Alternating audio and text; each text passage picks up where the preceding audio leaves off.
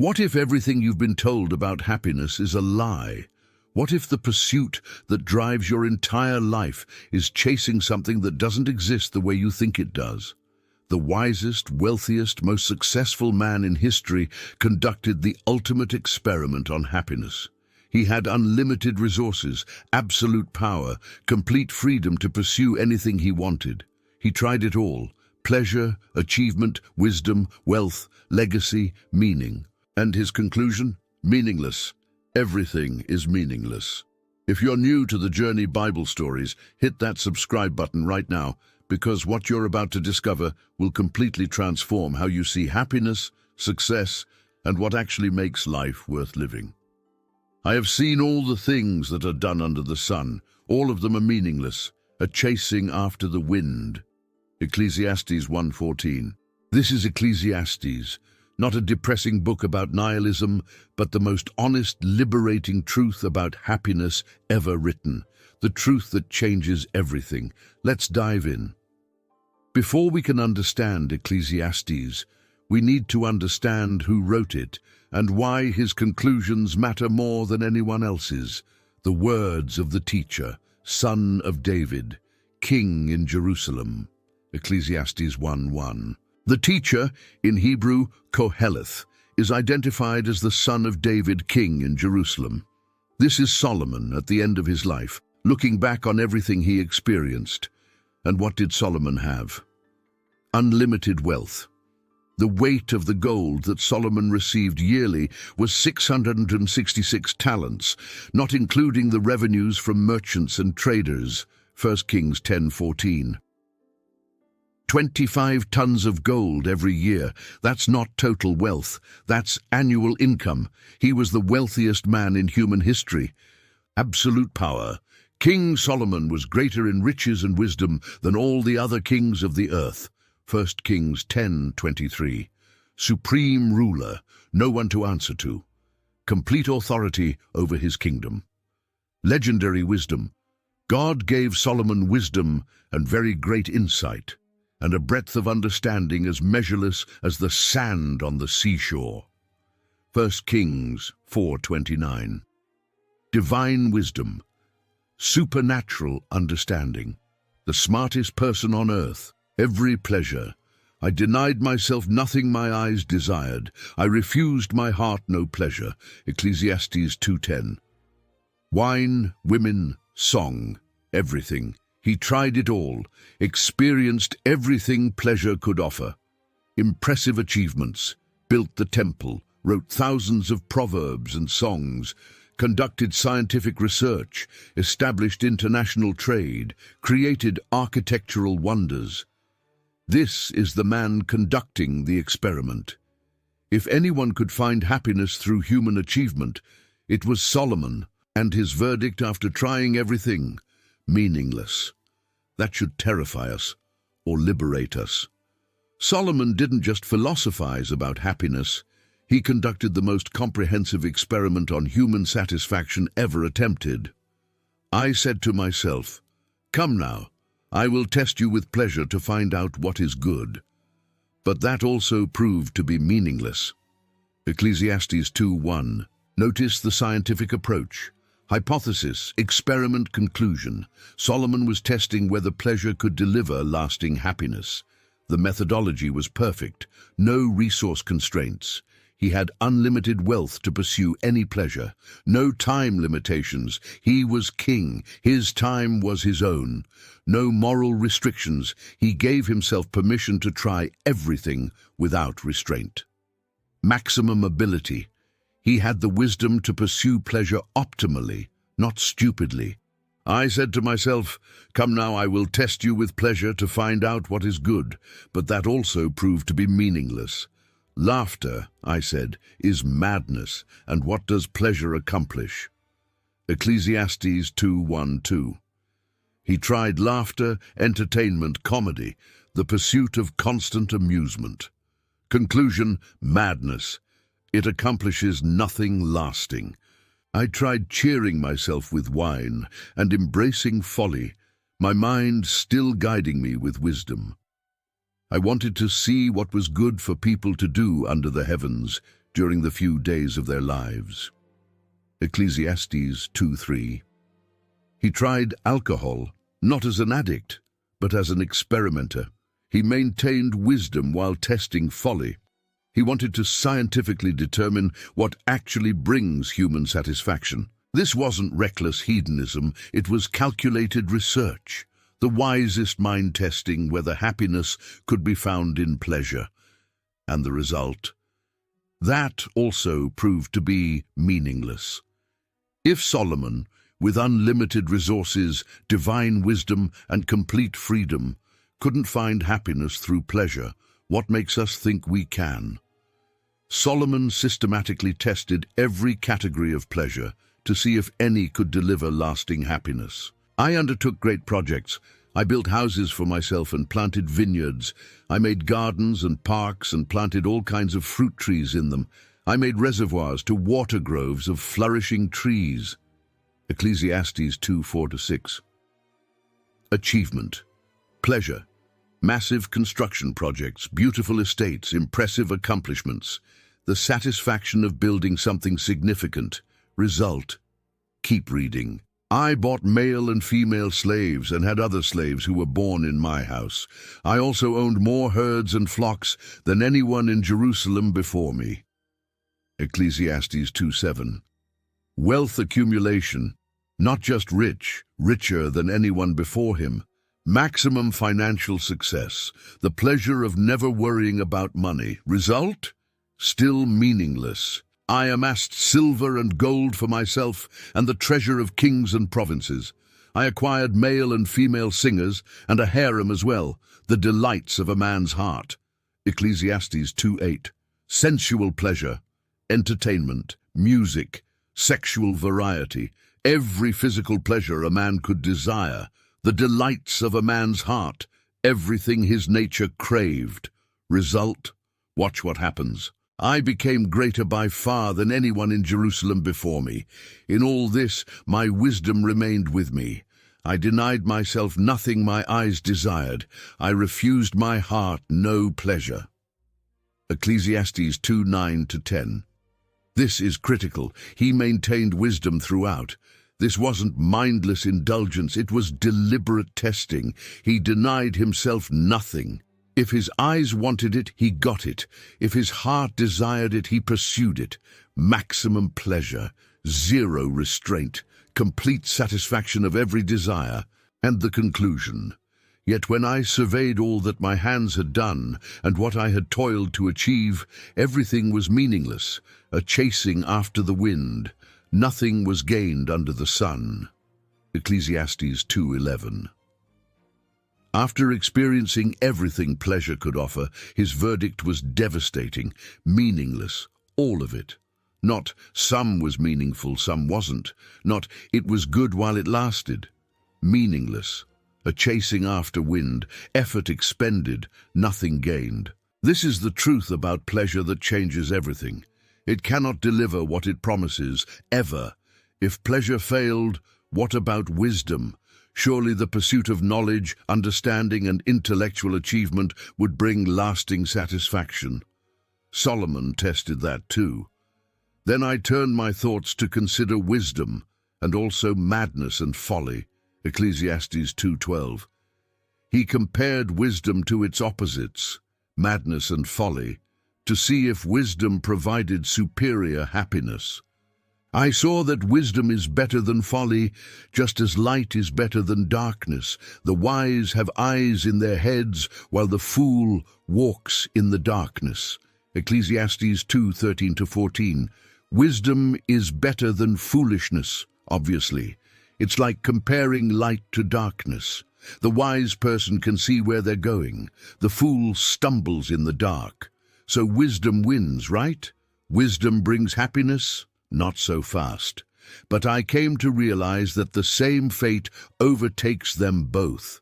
Ecclesiastes 2:14. The wise person and the fool both die.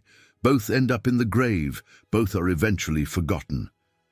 Then I said to myself, the fate of the fool will overtake me also. What then do I gain by being wise? I said to myself, this too is meaningless. For the wise, like the fool, will not be long remembered. The days have already come when both have been forgotten. Like the fool, the wise too must die. Ecclesiastes 2:15-2:16. This is brutal honesty. Yes, wisdom is better than folly while you're alive, but ultimately death erases the advantage. The wise person dies, the fool dies, both are forgotten. So I hated life, because the work that is done under the sun was grievous to me. All of it is meaningless, a chasing after the wind. Ecclesiastes 2:17. The realization drove him to despair. If even wisdom, the highest human pursuit, can't overcome death, can't guarantee remembrance, can't provide ultimate meaning, then what's the point? The truth about wisdom that changes everything. It's valuable, but it's not enough. Intellectual achievement alone cannot fill the void. You can have the highest IQ, the most degrees, the deepest knowledge, and still feel empty. Because wisdom under the sun, apart from God, cannot answer the ultimate questions. Solomon discovered another devastating truth. Even if you build something significant, you can't control what happens to it after you're gone. So my heart began to despair over all my toilsome labor under the sun. For a person may labor with wisdom, knowledge, and skill, and then they must leave all they own to another who has not toiled for it. This too is meaningless and a great misfortune. Ecclesiastes 2:20-21. Think about this.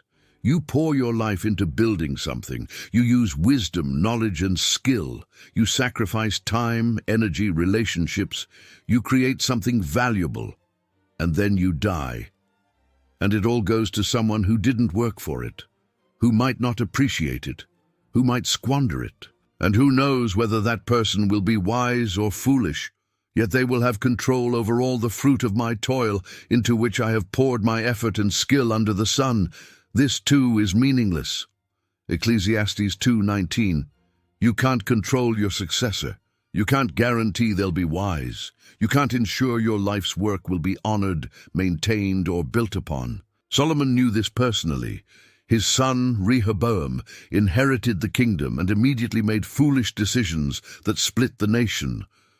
All of Solomon's work building a united, prosperous kingdom, destroyed by his heir's stupidity. What do people get for all the toil and anxious striving with which they labor under the sun? All their days, their work is grief and pain. Even at night, their minds do not rest. This too is meaningless. Ecclesiastes 2:22-23. The reality of work without eternal perspective. Your days are filled with grief and pain. Your nights are restless with anxiety. Your mind never finds peace. Your legacy is uncertain. Your successor is unpredictable. You work yourself to death, building something you can't take with you, that might be destroyed by the next person. The truth about work that changes everything. Building an earthly legacy is ultimately out of your control. You can't guarantee what happens after you're gone. This should fundamentally change how we approach work, success, and legacy. Solomon identified one of the most destructive patterns in human behavior, the insatiable desire for more that never brings satisfaction. Whoever loves money never has enough. Whoever loves wealth is never satisfied with their income. This too is meaningless. Ecclesiastes 5:10. This is the hedonic treadmill in biblical language. The more you get, the more you want.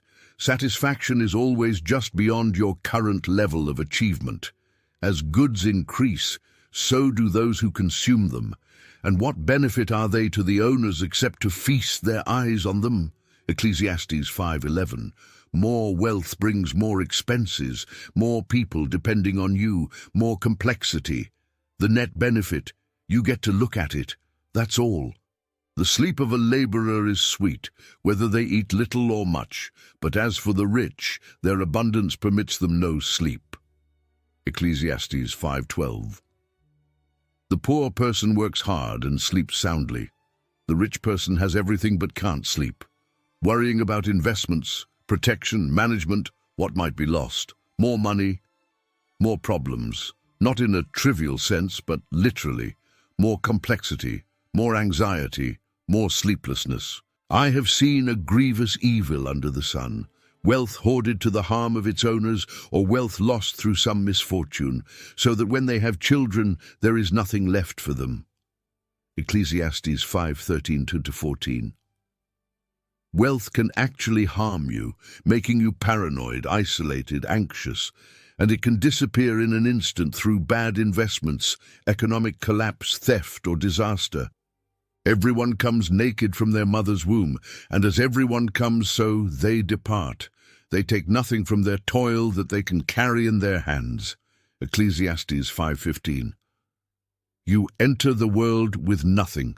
You leave with nothing. Everything in between is temporary possession, not permanent ownership. This too is a grievous evil. As everyone comes, so they depart. And what do they gain since they toil for the wind? Ecclesiastes 5:16. Working your whole life to accumulate what you can't keep is toiling for the wind, expending effort for nothing tangible or lasting. The truth about more that changes everything. More never satisfies. The pursuit of more is an endless cycle that leaves you exhausted, anxious, and ultimately empty-handed. One of Solomon's most profound insights is how little control we actually have over our lives, despite our illusion of autonomy. Consider what God has done. Who can straighten what he has made crooked? When times are good, be happy, but when times are bad, consider this. God has made the one as well as the other. Therefore, no one can discover anything about their future. Ecclesiastes 7:13-14. You cannot straighten what God has made crooked. You cannot predict your future. You cannot control outcomes. No one has power over the wind to contain it, so no one has power over the time of their death. As no one is discharged in time of war, so wickedness will not release those who practice it. Ecclesiastes 8:8. You can't control the wind. The day you die, whether you'll be released from life's battles, the consequences of your choices. When I applied my mind to know wisdom and to observe the labor that is done on earth, people getting no sleep day or night, then I saw all that God has done. No one can comprehend what goes on under the sun. Despite all their efforts to search it out, no one can discover its meaning. Even if the wise claim they know, they cannot really comprehend it. Ecclesiastes 8:16-17. Despite all human effort to understand life, to decode the patterns, to master the system, we can't. Even the wisest who claim to know are fooling themselves. Moreover, no one knows when their hour will come. As fish are caught in a cruel net, or birds are taken in a snare, so people are trapped by evil times that fall unexpectedly upon them. Ecclesiastes 9:12. Disaster strikes without warning. Death comes unexpectedly. You're going through life thinking you're in control, and suddenly you're trapped like a fish in a net. The race is not to the swift or the battle to the strong, nor does food come to the wise or wealth to the brilliant, or favor to the learned, but time and chance happen to them all.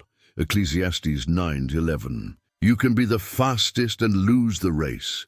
You can be the strongest and lose the battle. You can be brilliant and stay poor. You can be learned and never receive favor. Why? Time and chance, factors beyond your control. The truth about control that changes everything. You have far less control over your life than you think. Most of what happens is beyond your power to determine. This should radically change how we live. Less anxiety about controlling outcomes, more trust in God, who actually controls everything.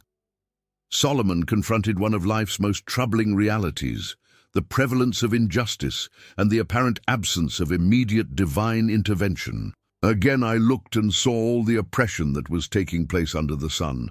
I saw the tears of the oppressed, and they have no comforter. Power was on the side of their oppressors, and they have no comforter. Ecclesiastes 4:1. Twice he says, they have no comforter. The oppressed cry out, but no one helps. Power protects the oppressor. Justice doesn't come.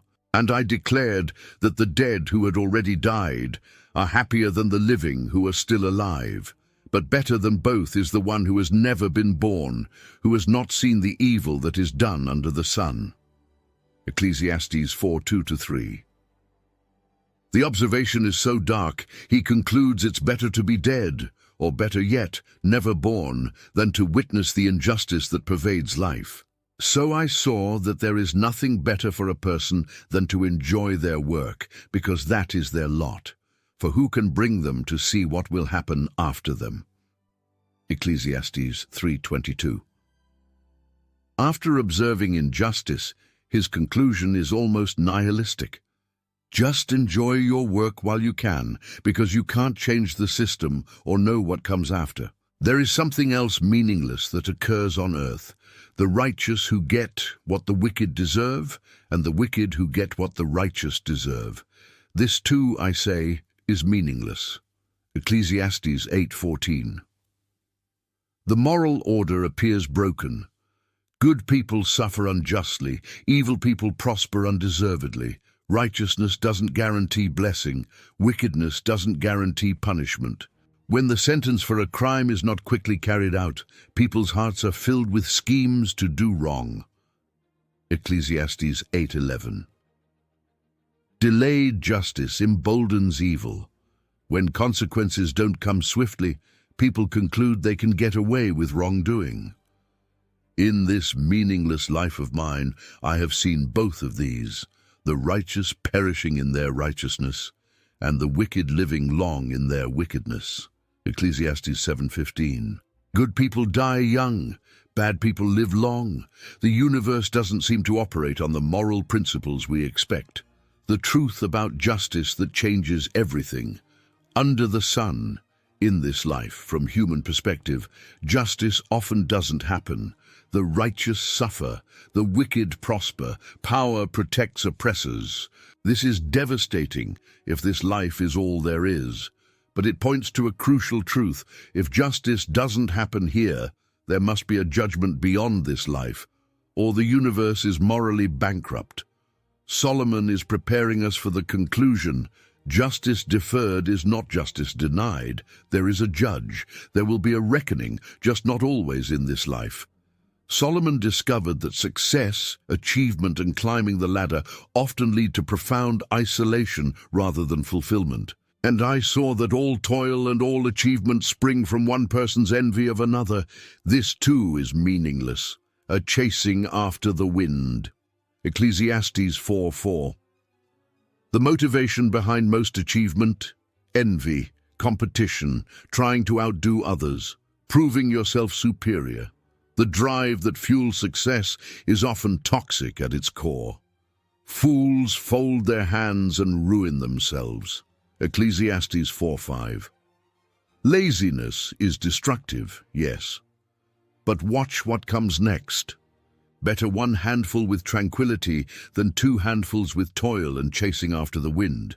Ecclesiastes 4:6. It's better to have less and be at peace than to have more and be in constant striving. One handful with rest beats two handfuls with anxiety. Then Solomon describes the ultimate loneliness of success. There was a man all alone. He had neither son nor brother. There was no end to his toil, yet his eyes were not content with his wealth. For whom am I toiling, he asked, and why am I depriving myself of enjoyment? This too is meaningless, a miserable business. Ecclesiastes 4:7-8. The successful person working constantly, accumulating endlessly but completely alone. No family, no companions, no one to share it with. And one day he looks up and asks, for whom am I doing this? Why am I sacrificing present joy for future wealth I'll never enjoy? Two are better than one because they have a good return for their labor. If either of them falls down, one can help the other up. But pity anyone who falls and has no one to help them up. Also, if two lie down together, they will keep warm. But how can one keep warm alone? Ecclesiastes 4:9-11. Relationship is better than achievement. Partnership is better than independence. Having someone there is better than having everything alone. Success often requires sacrificing relationships. Climbing the ladder means less time with family, fewer deep friendships, isolation at the top. Though one may be overpowered, two can defend themselves. A cord of 3 strands is not quickly broken. Ecclesiastes 4:12. Community provides strength, protection, resilience that individual achievement cannot. The truth about success that changes everything. Climbing higher often means being more alone. Achievement can cost you the relationships that actually bring happiness. You can reach the top of the ladder and discover it was leaning against the wrong wall, and there's no one there with you. Perhaps Solomon's most recurring and sobering theme is death, the great equalizer that renders all earthly distinctions meaningless. For the living know that they will die, but the dead know nothing. They have no further reward, and even their name is forgotten. Their love, their hate, and their jealousy have long since vanished. Never again will they have a part in anything that happens under the sun. Ecclesiastes 9:5-6. Death ends everything under the sun. All emotions cease, all involvement stops. Even your name eventually fades from memory. The fate of the children of mankind and the fate of beasts is the same. As one dies, so dies the other. They all have the same breath, and man has no advantage over the beasts, for all is vanity. Ecclesiastes 3:19 ESV. From a purely earthly perspective, humans die just like animals. Both return to dust. The physical difference between human death and animal death? None. All go to the same place, all come from dust, and to dust all return. Ecclesiastes 3:20. Rich or poor, wise or foolish, king or slave, righteous or wicked, all go to the same place, the grave.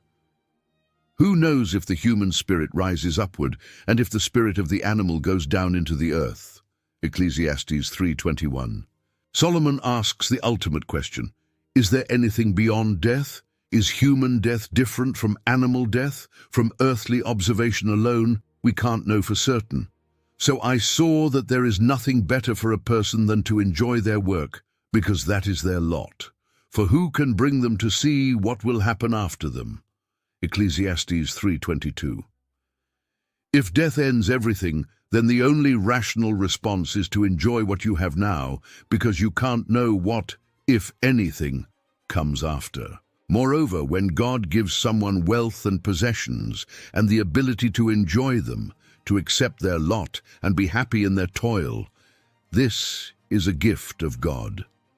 Ecclesiastes 5:19. Even the ability to enjoy life is a gift. Not everyone who has wealth can enjoy it. Some are given riches, but not the capacity to find satisfaction in them. But God gives them no enjoyment. Instead, a stranger enjoys them. This is meaningless, a grievous evil. Ecclesiastes 6:2. You can have everything and enjoy nothing. Someone else ends up benefiting from what you accumulated but couldn't appreciate. Everyone's toil is for their mouth, yet their appetite is never satisfied. Ecclesiastes 6:7. You work to eat, you eat to live, you live to work. The cycle continues until death breaks it, the truth about death that changes everything. Death makes everything equal. All earthly advantages, wealth, wisdom, success, pleasure, end in the same grave. This truth should radically reorient how we live. If death ends everything, nothing matters. But if death is not the end, everything we do matters eternally. Solomon is building toward a conclusion that resolves this tension. Solomon observed that life operates according to seasons and timing that we cannot control or fully understand.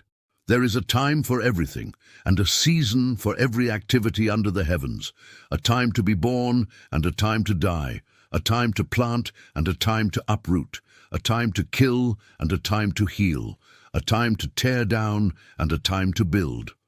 Ecclesiastes 3:1-2. This famous passage lists 14 pairs of opposites, 28 different times seasons. The point: life moves through rhythms and cycles beyond our control. A time to weep and a time to laugh, a time to mourn and a time to dance, a time to scatter stones and a time to gather them, a time to embrace and a time to refrain from embracing. Ecclesiastes 3:4-5. Every season has its purpose. Every moment has its appropriateness, but we don't control when these seasons come or go. A time to search and a time to give up, a time to keep and a time to throw away, a time to tear and a time to mend, a time to be silent and a time to speak, a time to love and a time to hate, a time for war and a time for peace. Ecclesiastes 3:6-8. Life requires discernment about timing, when to speak and when to stay silent, when to hold on and when to let go, when to pursue and when to surrender. But here's the frustration.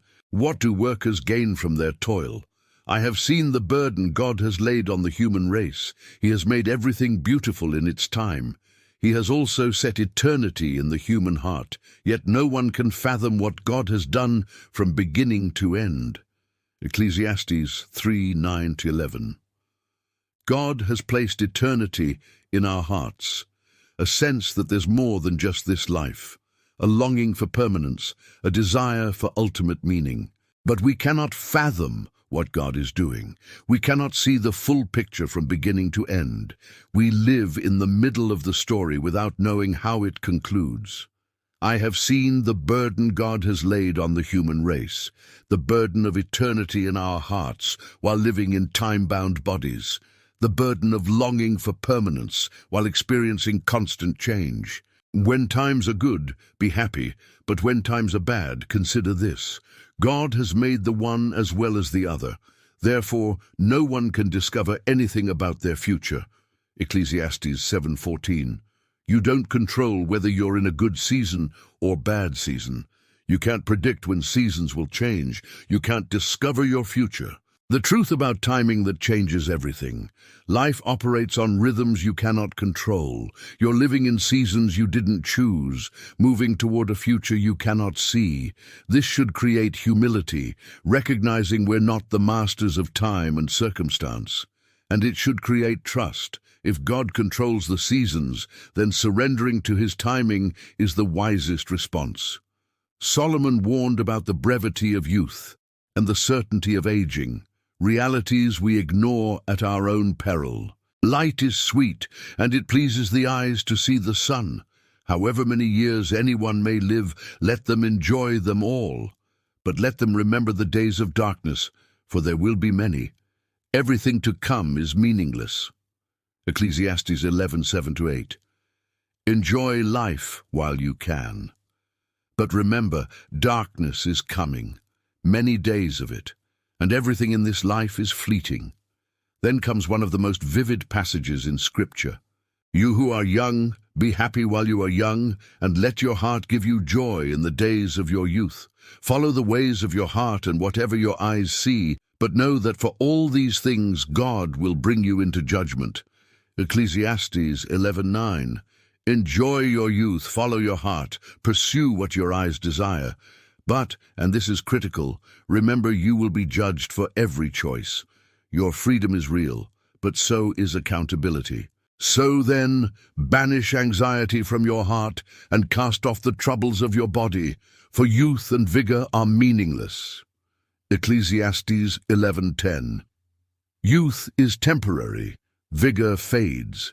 The body that seems invincible now will fail you eventually. Then Solomon gives a haunting description of aging. Remember your Creator in the days of your youth, before the days of trouble come, and the years approach when you will say, I find no pleasure in them. Before the sun and the light and the moon and the stars grow dark, and the clouds return after the rain.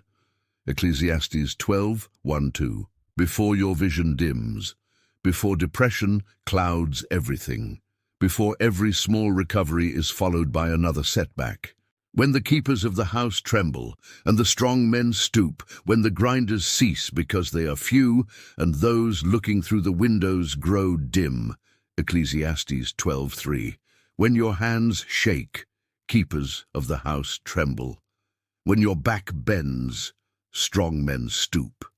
When you lose your teeth, grinders cease. When your eyesight fails, those looking through windows grow dim. When the doors to the street are closed and the sound of grinding fades, when people rise up at the sound of birds, but all their songs grow faint. Ecclesiastes 12:4. When you become isolated, when you wake at the slightest noise but can barely hear, when life's music fades, when people are afraid of heights and of dangers in the streets, when the almond tree blossoms and the grasshopper drags itself along and desire no longer is stirred.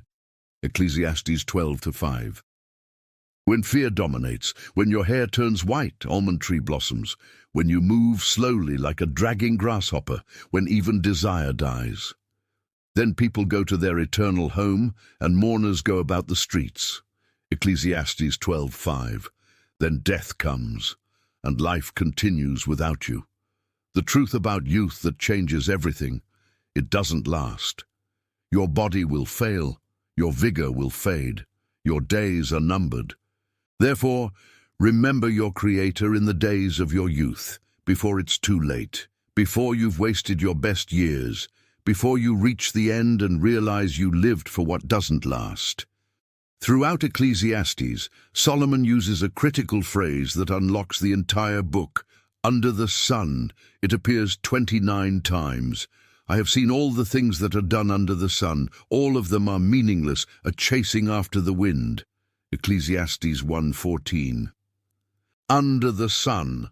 And from an earthly perspective, without eternal context, viewing life as if this is all there is. When you live under the sun, with purely horizontal vision, no vertical dimension, no God in the equation, everything becomes meaningless. Pleasure, meaningless under the sun. Wisdom, meaningless under the sun. Work, meaningless under the sun. Achievement, meaningless under the sun. Wealth, meaningless under the sun. Why? Because under the sun, death ends everything. Justice doesn't always happen. The righteous and wicked have the same fate. You can't control outcomes. Nothing lasts. You're forgotten eventually. What do people gain from all their labors at which they toil under the sun? Ecclesiastes 1:3. Answer: nothing permanent, nothing that survives death, nothing that ultimately matters if this life is all there is. I have seen the burden God has laid on the human race. He has made everything beautiful in its time.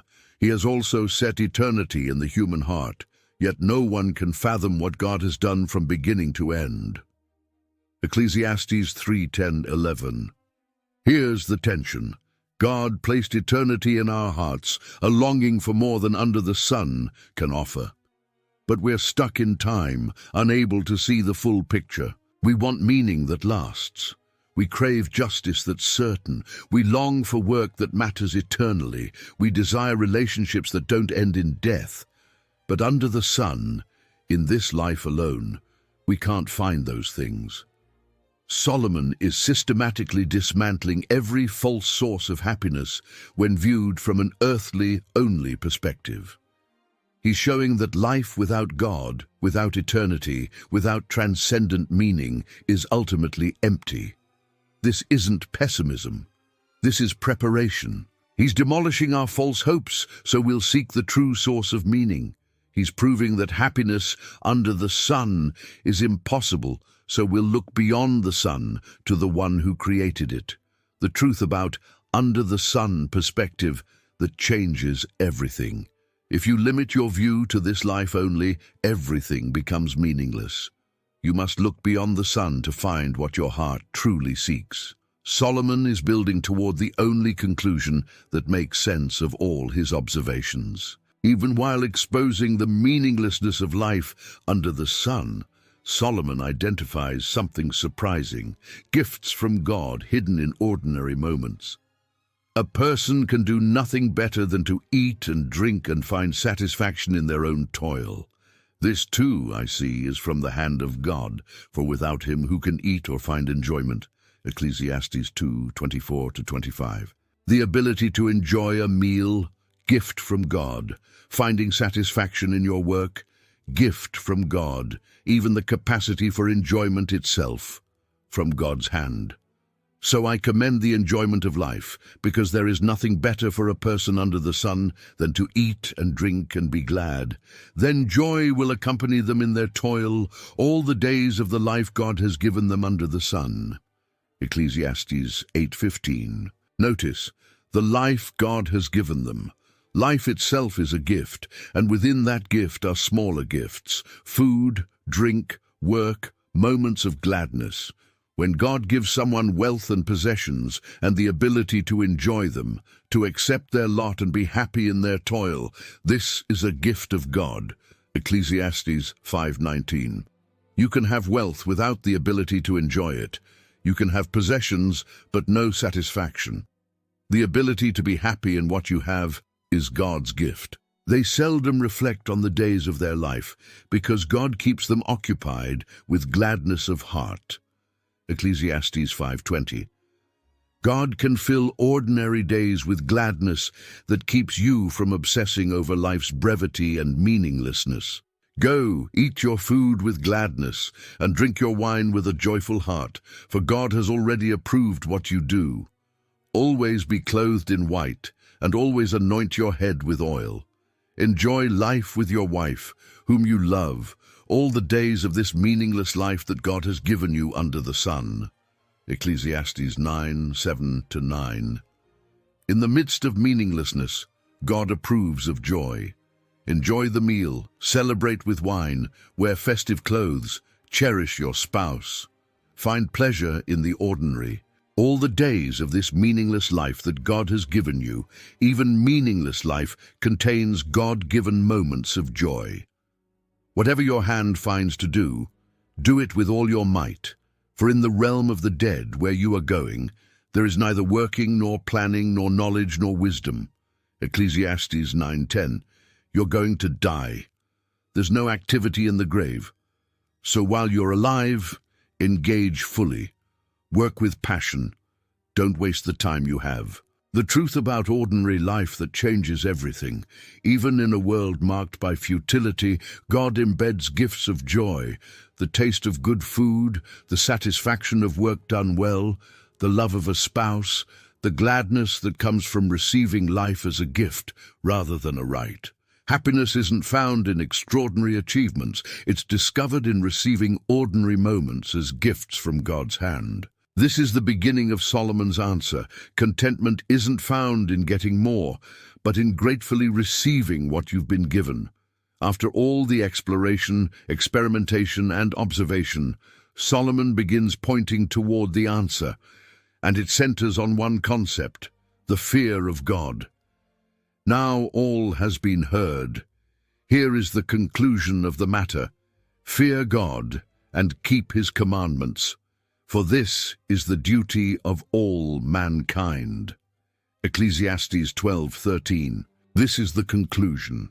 After testing every source of happiness, after pursuing every pleasure, after achieving maximum success, the answer is simple: fear God, keep his commandments. But this phrase, fear God, appears throughout the book, not just at the end. Although a wicked person who commits 100 crimes may live a long time, I know that it will go better with those who fear God, who are reverent before him. Ecclesiastes 8:12. Things may appear unjust now. The wicked may prosper temporarily, but ultimately it goes better for those who fear God. Yet because the wicked do not fear God, it will not go well with them, and their days will not lengthen like a shadow. Ecclesiastes 8:13. The lack of God-fearing leads to ultimate futility. Their prosperity is temporary, their days ultimately meaningless. Stand in awe of God. Ecclesiastes 5:7. After warning about careless vows and empty religious words, Solomon's advice is simple: Stand in awe of God, reverence Him, take Him seriously. But what does it mean to fear God? It's not terror, it's reverent recognition of who He is. It's acknowledging His sovereignty, His justice, His authority. It's living with the awareness that He sees everything, judges everything, and will bring everything into account. For God will bring every deed into judgment, including every hidden thing, whether it is good or evil. Ecclesiastes 12:14. This is why fearing God changes everything. Because God judges every deed, every hidden thing, every secret thought, every private action, all of it will be brought into judgment. Under the sun, you can get away with things, you can hide evil, you can escape earthly consequences, but not from God's judgment. Nothing is hidden from Him. Everything will be evaluated. This transforms how you live. If God sees and judges everything, your private life matters as much as your public life. If every deed is evaluated, how you treat people when no one's watching defines who you really are. If hidden things are brought to light, secret sins have public consequences eventually. If both good and evil are judged, righteousness is rewarded, even if not immediately visible. The truth about fearing God that changes everything. When you live with awareness that God sees all, judges all, and will bring all into account, it reorients your entire life around what actually matters eternally, rather than what appears to matter temporarily. Solomon's final words reveal why judgment is not a threat to happiness, but the foundation that makes happiness possible. For God will bring every deed into judgment, including every hidden thing, whether it is good or evil. Ecclesiastes 12:14. Without judgment, life is ultimately meaningless. Here's why. Without judgment, justice is an illusion. In the place of judgment, wickedness was there. In the place of justice, wickedness was there. Ecclesiastes 3:16. If evil is never punished and good is never rewarded, then righteousness is pointless. Why be good if there's no difference between the righteous and the wicked? But I said to myself, God will bring into judgment both the righteous and the wicked, for there will be a time for every activity, a time to judge every deed. Ecclesiastes 3:17. There will be judgment. Justice that doesn't happen under the sun will happen in God's court. The wicked will answer. The righteous will be vindicated. Without judgment, your choices don't ultimately matter.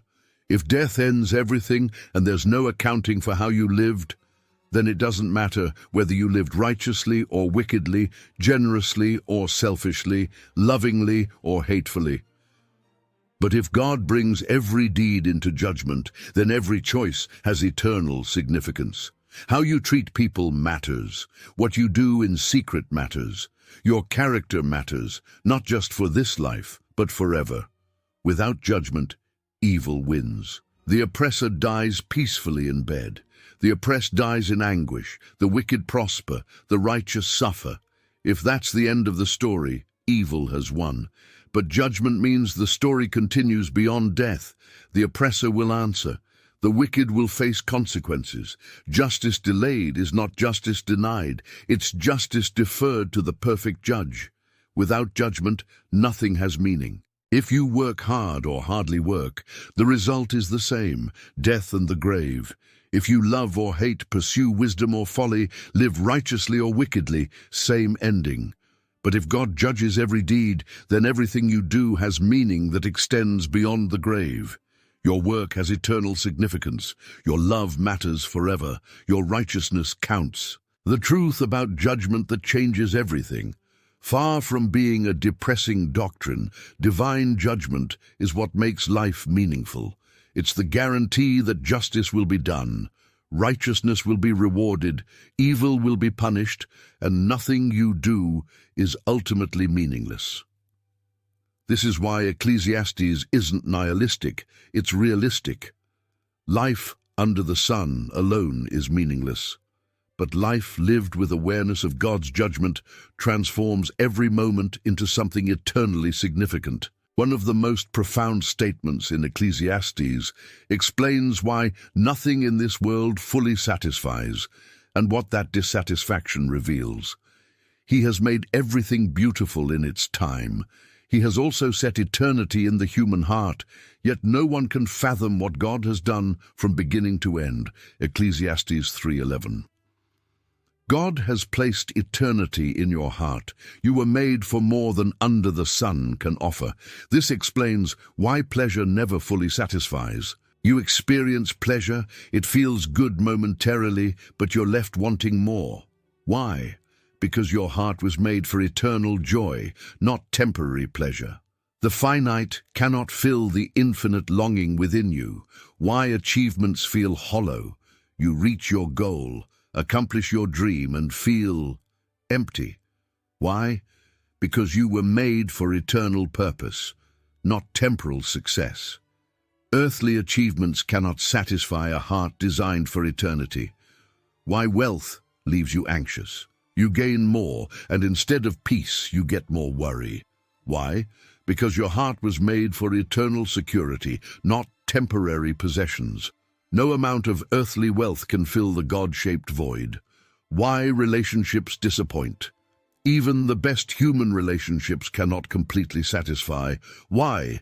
Because your heart was made for perfect eternal love.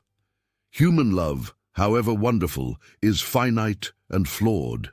Why death terrifies us? We instinctively know we were made for more than this. Why? Because eternity is written into our souls.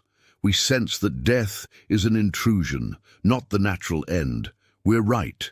We were designed for eternity, not mortality. Yet no one can fathom what God has done from beginning to end.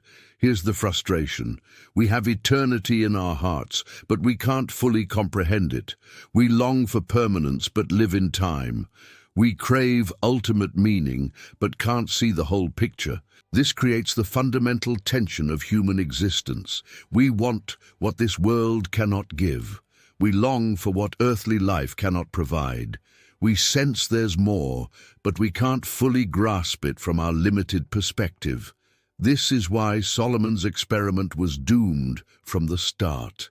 He was trying to satisfy eternal longings with temporal experiences. He was trying to fill an infinite void with finite pleasures. It's like being thirsty and drinking salt water.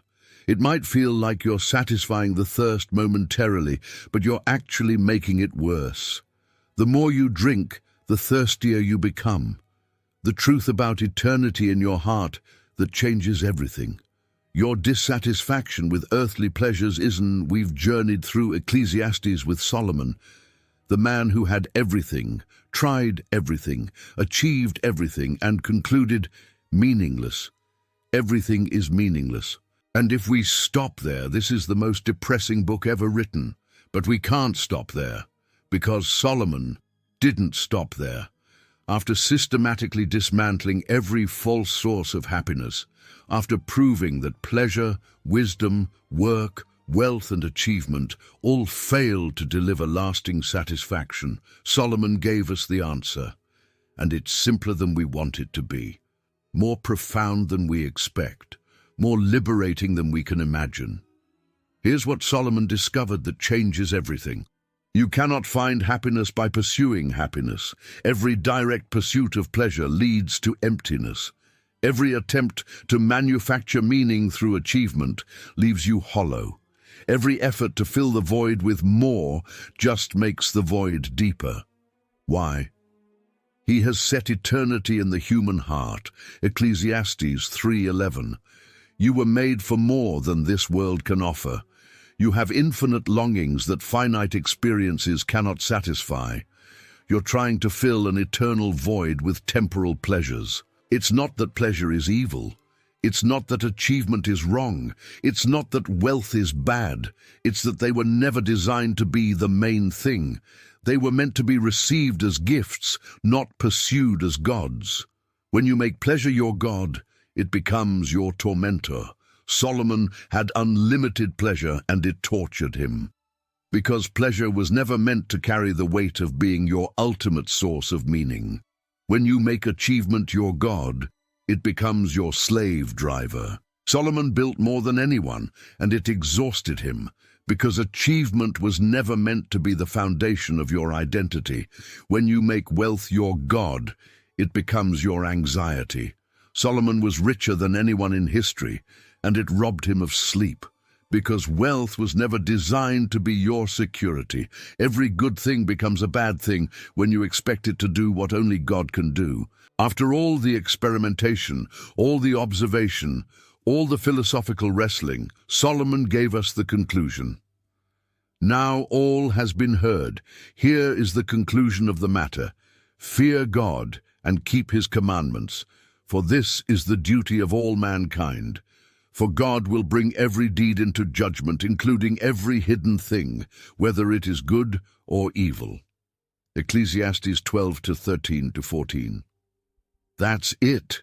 That's the answer. Not find your passion, not follow your heart, not pursue your dreams, not get more, not achieve success. Fear God. Keep his commandments. And we hate this answer because it's too simple. It doesn't give us 10 steps. It doesn't promise immediate results. It doesn't cater to our autonomy, but it's the only answer that works. Here's why.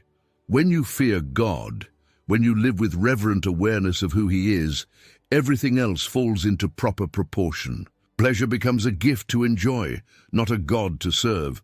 Work becomes a calling to fulfill, not an identity to prove. Wealth becomes a resource to steward, not a security to hoard. Relationships become blessings to cherish, not needs to exploit. Achievement becomes fruit of faithfulness, not proof of worth. When God is in his rightful place, everything else can be in its proper place. But when you dethrone God and try to make anything else ultimate, pleasure, success, wealth, relationships, it becomes an idol that demands everything and delivers nothing. When you keep God's commandments, you're not following arbitrary rules. You're aligning your life with reality, with how things actually work, with what you were actually designed for. God's commands aren't restrictions on happiness, they're the pathway to happiness. Don't commit adultery, protects the intimacy and trust that make marriage beautiful. Don't steal, builds a society where people can trust each other. Don't lie, creates relationships based on truth rather than deception. Honor your parents, establishes generational blessing and wisdom transfer. Love your neighbor, creates community instead of isolation. The commandments aren't God trying to limit your fun, they're God showing you how to actually flourish. For God will bring every deed into judgment, including every hidden thing, whether it is good or evil. This is not a threat. This is hope. This is the guarantee that justice will be done, righteousness will be rewarded, evil will be punished. Nothing you do is meaningless. Every choice has eternal significance. The oppressed will be vindicated. The wicked will answer. Your life matters forever. Without judgment, life is ultimately meaningless. With judgment, everything you do echoes into eternity. So what is true happiness? It's not the absence of struggle. Solomon had every comfort and still felt empty. It's not the presence of pleasure. Solomon had maximum pleasure and called it meaningless. It's not achievement or wealth or success. Solomon had it all and declared it vanity. True happiness is living in right relationship with God, fearing him, obeying him, trusting him, receiving life as a gift from his hand. Not always wanting more, not comparing yourself to others, not demanding what you don't have, gratefully enjoying the ordinary gifts, food, work, relationships, moments of joy, living with eternal perspective, remembering that this life is brief, that death is coming, that judgment is certain, that what you do matters forever, receiving each day as God's gift. This is the day the Lord has made. Let us rejoice and be glad in it. Psalm 118:24. Not the day you manufactured, not the day you deserve, the day God made, and your response, rejoice. Be glad, receive it. Here's what makes Ecclesiastes liberating rather than depressing. It frees you from the exhausting pursuit of happiness through achievement. You don't have to climb higher, earn more, achieve more, prove more. You can rest. It frees you from the anxiety of trying to control outcomes. You're not God. You can't control the future. You can surrender. It frees you from the disappointment when earthly pleasures fail to satisfy. They were never meant to. You can stop expecting them to do what only God can do. It frees you from the fear of death. Yes, death is coming, but it's not the end. There's judgment, which means there's continuation, which means your life has eternal significance. It frees you from meaninglessness. Your work matters, your relationships matter, your choices matter, not because of what you accomplish under the sun, but because of how you live before the God who judges everything. The choice before you. Solomon ran the experiment so you don't have to. He tried pleasure. It failed. He pursued wisdom. It wasn't enough. He built achievements. They were meaningless. He accumulated wealth. It brought anxiety. He had it all and discovered all is not enough.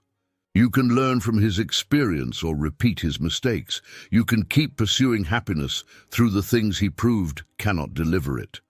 Or you can accept the conclusion he reached after exhausting every alternative. Fear God. Keep his commandments. Live with awareness of judgment. That's it. That's the secret to happiness. It's not complicated, but it is costly. It costs you your autonomy. You have to submit to God's authority. It costs you your comfort. You have to obey even when it's hard. It costs you your control. You have to trust God with outcomes. But what you gain is infinitely greater than what you lose. You gain meaning that death cannot erase. You gain satisfaction that circumstances cannot steal. You gain peace that success cannot manufacture. You gain joy that pleasure cannot produce. You gain life that actually works the way it was designed to work. If Ecclesiastes has exposed your pursuit of false sources of happiness, if you're tired of the exhausting chase after what cannot satisfy, if you're ready to find what your heart has been seeking all along, pray this with me. Father, I've been Solomon. I've chased pleasure, pursued success, accumulated possessions, sought satisfaction in everything except you. And like Solomon discovered, it's all meaningless without you. Forgive me for making idols out of your gifts, for demanding that created things do what only the Creator can do. I surrender my pursuit of happiness through achievement. I release my need to control outcomes. I confess that nothing under the sun can satisfy the eternity you've placed in my heart. Teach me to fear you, not with terror, but with reverent awe. Help me keep your commandments, not as burden, but as pathway to flourishing. Give me eyes to see the gifts you've embedded in ordinary life. Help me receive each day from your hand. Let me find satisfaction in what you give, rather than anxiety over what I don't have. I choose meaning that lasts over pleasure that fades. I choose eternal perspective over temporary success. I choose your kingdom over my autonomy. The experiment is over. You are the answer. In Jesus' name, amen. Solomon wrote Ecclesiastes to save you from wasting your life chasing what cannot satisfy.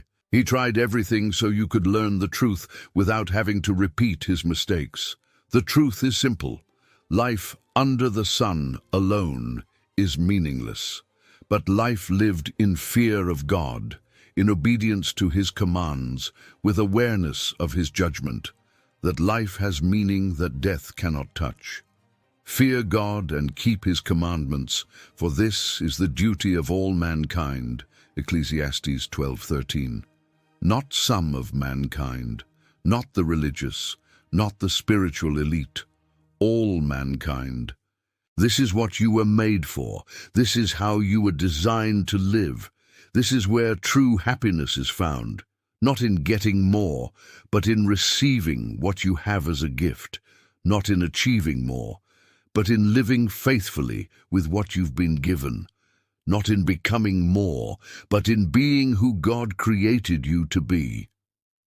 The truth about happiness that changes everything is this: You'll never find it by pursuing it.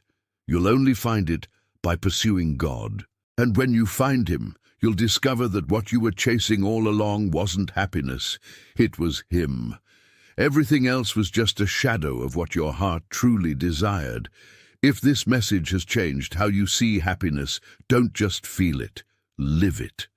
Comment, "Fear God and keep His commandments" if you're done chasing what cannot satisfy. Subscribe to the Journey Bible Stories for biblical truth that transforms how you see everything. Share this with someone exhausted from chasing happiness in all the wrong places. And most importantly, stop the experiment. Accept the conclusion. Live the truth. Solomon already proved what doesn't work. Now live what does. God bless you. We'll see you in the next one.